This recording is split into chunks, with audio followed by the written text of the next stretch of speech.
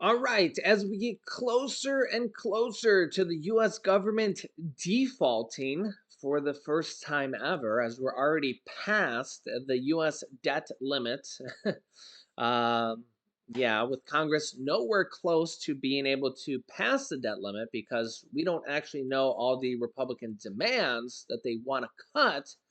Well, we're maybe starting to learn possibly one of their demands.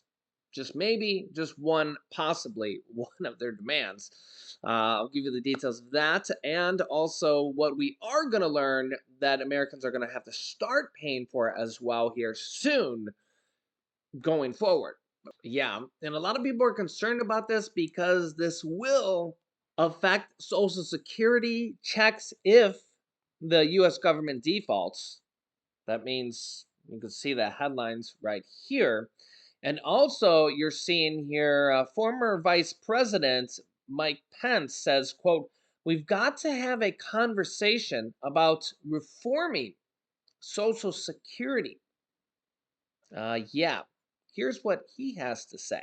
Former Vice President Mike Pence said a conversation needs to be had about reforming Social Security, a remark that comes as Speaker Kevin McCarthy, Republican from California, has asserted that cuts to the program and Medicare will not be considered as part of the negotiations over raising the debt ceiling.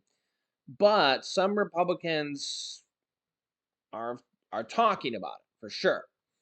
Yahoo News reported Friday that Pence, who has indicated he is considering a 2024 presidential run for the White House, discussed possible reforms to Social Security while speaking to an audience at a at a meeting of the National Association of Wholesaler Distributors.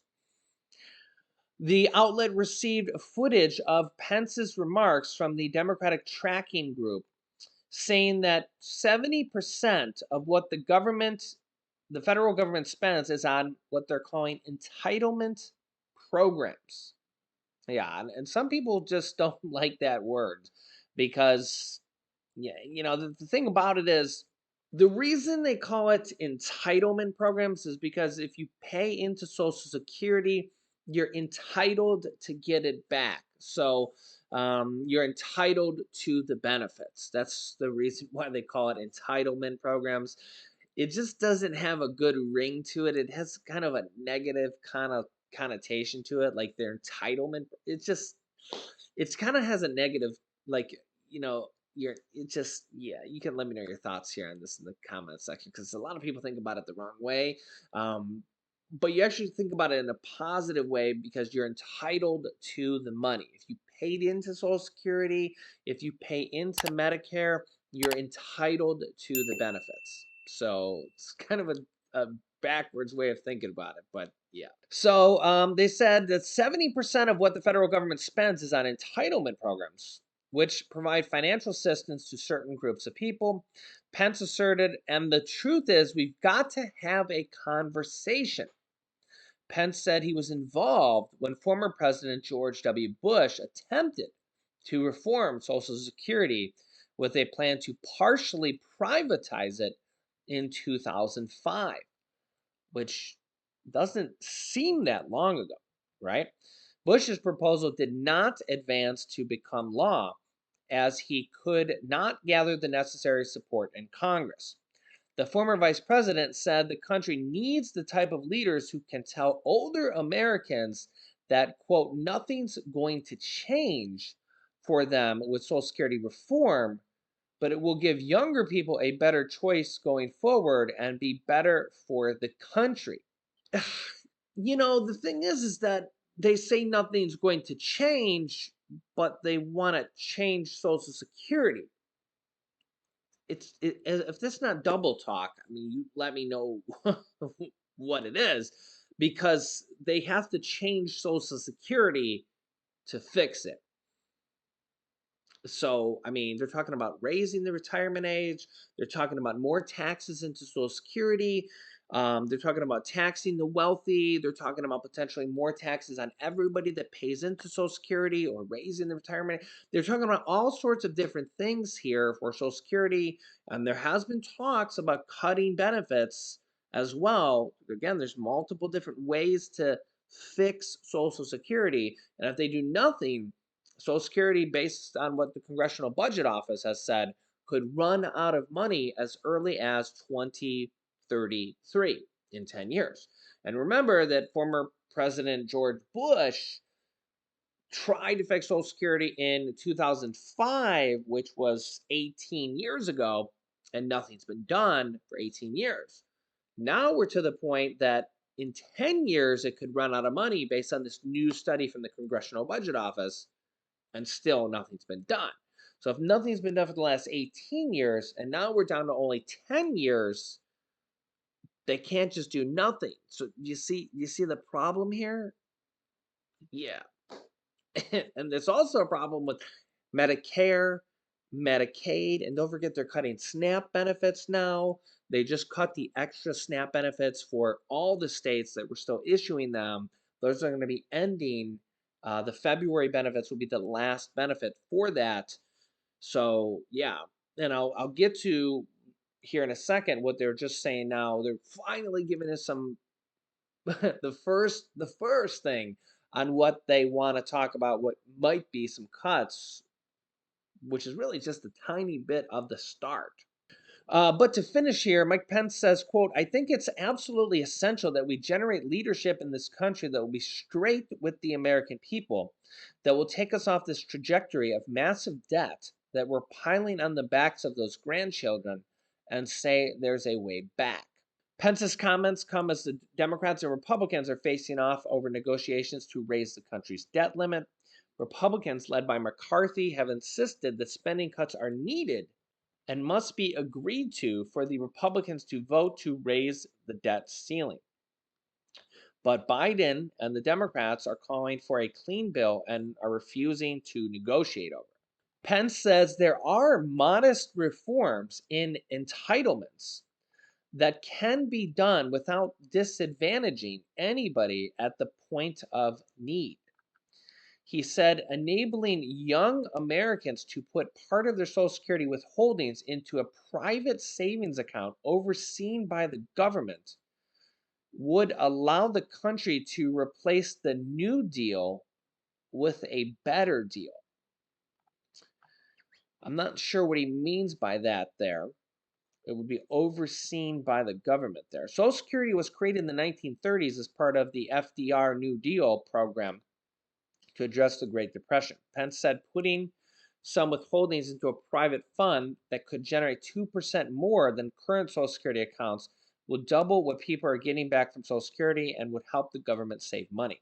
So, what I think they're talking about there is taking a sliver, because I think this goes back to what Rand Paul said in the previous video. If you've seen what I showed you there, um, this is a Republican point of view, is taking a portion of Social Security and investing it into stocks and bonds and not just T bills, treasury bills. Okay.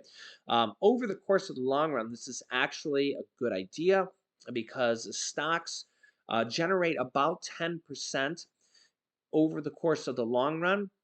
And they actually generate a lot more. And actually mixed with the stock and bond portfolio, have safe returns over the course of the long run and will generate more money than T-bills, especially when blended together with like maybe a 50-50 blend, 60-40 blend or something like that, okay? Even in a down year like last year, because even with a down year like last year, the year before, the S&P 500 was like up 21.4%, 21% or something like that. Last year was down 19%. You could see how it kind of evens out. Last year was an anomaly. It was the last time we've had a down year like that. It's been a long, long time. Okay, we're already up significantly this year in January already.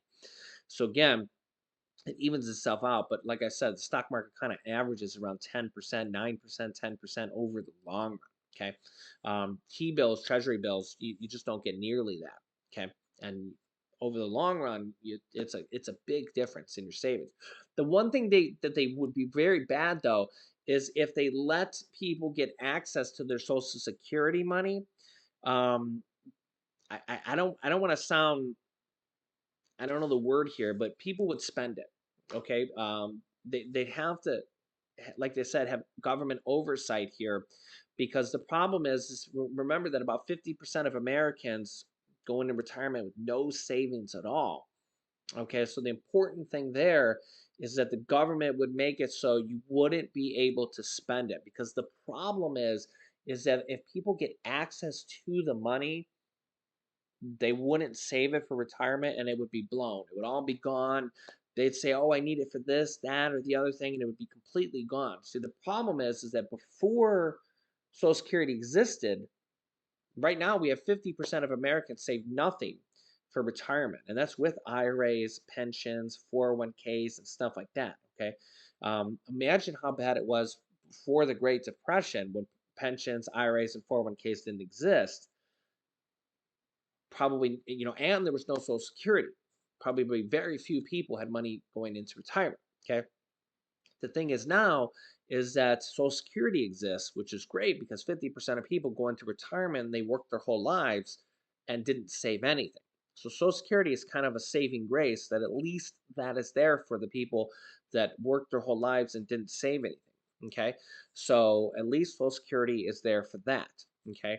But if they give access to people to have that throughout, and they give them access to spend it, history shows that if you give people money, they'll go and spend it. They'll fight you. Oh, I need it for a car payment. Oh, I need it for this, that, or the other thing. Or I need it for bills, and then it'll be gone, and then they won't have it for retirement. And the problem is if you do that, and then they don't have Social Security when they go to retirement, then they'd have nothing. So you can't give them the option to spend the Social Security money. Trust me. Trust me on that one. I think the option would just be to take a percentage of it, a smaller percentage is what they're talking about, where it could invest in stocks and bonds in addition to the treasury bills. So you can take a portion of it and get a slightly higher return over time. You guys can let me know your thoughts on this. And this is exactly what 401ks and IRAs and even pensions do right now. But with Social Security, they only put it basically in treasury bills, T bonds or T bills. Okay, House Republicans float one spending cut in a debt ceiling bill, unspent COVID money. Here's the details on this. You can see here in Washington, there's no Republican plan, let alone a bill, to resolve the debt ceiling problem. This is all we're getting from Republicans. They tell us they want to cut something, but we don't know what they want to cut. But some Republican lawmakers are floating one idea to include in the package. And this is just an idea so far. So we still don't even know if this is a for sure thing. And this is just one. So this is how slow the, the negotiation process is crawling along. Rescinding approved but unspent pandemic relief funds. Taking back some of the unused pandemic response money, quote, certainly could be in a debt ceiling measure to avert default. Republican Representative Tom Cole from Oklahoma said, the chairman of the Powerful Rules Committee said, quote, I would hope we would look at that. It's something that ought to be on the table.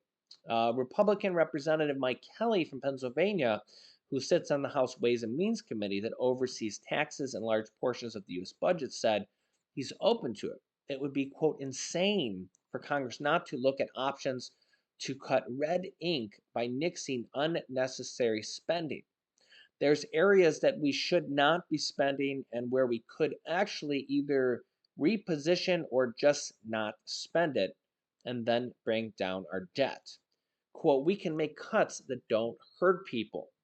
The idea isn't yet ready for prime time in the Republican run House, the Democrat controlled Senate, or White House. And Republicans have gotten in terms of what they'd like to attach to a debt limit hike, but lawmakers have notably been vague on demanding cuts I think a lot of this is because they haven't agreed on anything yet. House Republican aides point to government estimates that show $4.61 trillion was authorized in basically stimulus spending between Trump and Biden packages one, two, and three, and everything in between. But only 4.1 trillion was spent, leaving nearly $500 billion in unspent stimulus money. Although a portion of that has been obligated to certain pots of money and may be difficult to return to the Treasury. So there's $500 billion in unspent money still out there, and they could do anything with it at this point. But see, like, here's the argument I have. Like, okay, let's say we reclaim some of that money, some money that would have maybe went to schools, and some money that maybe would have went to, who knows where all this different, they're going to say take some money from here and there and all these places, right? um is that going to lower the price of eggs? Is that going to lower the price of your rent? Is that going to lower the price of your electricity? And it's like, some of these questions sound ridiculous, but that's like, is that going to lower the cost of Medicare? Is that going to lower the cost of any of your bills? Would you be able to call your landlord and say, "Hey, you know what? They just recalled $500 billion in unspent stimulus money. Are you going to reduce my rent? Are you going to reduce the electric costs? Is our groceries going to go down this week?" Like, it's some sounds kind of foolish, right? It does sound kind of foolish. And that's why when you think about like all these states that are helping out their residents, 35 states last year and some already announcing it this year, that actually sounds like helping people out and like putting the money to good use. Because that's actually like inflation relief and like helping out people. It doesn't sound like this would help anything. Like, I don't know. You let me know your thoughts in the comments. Would this do any good for anybody besides reduce a number on a balance sheet somewhere? So let me know your thoughts here in the comments, and I'll keep you up to date here with everything going on here in our country on a daily basis. So if you haven't yet, make sure to subscribe down below to our YouTube channel. It's completely free to do so. New videos come out here every day at 10 a.m., 3 p.m., and 8 p.m. Eastern Standard Time. Make sure to click the bell icon after you subscribe. And as always, thanks for hitting the like button for us and sharing these videos. Here's some videos you can watch next. You can click here to click my newest video next and watch that. Or here's a video you can watch about the CIA director actually saying that China is preparing for an invasion. That's right. So click on one of those videos next. Thanks for watching, guys, and I will see you in the next video.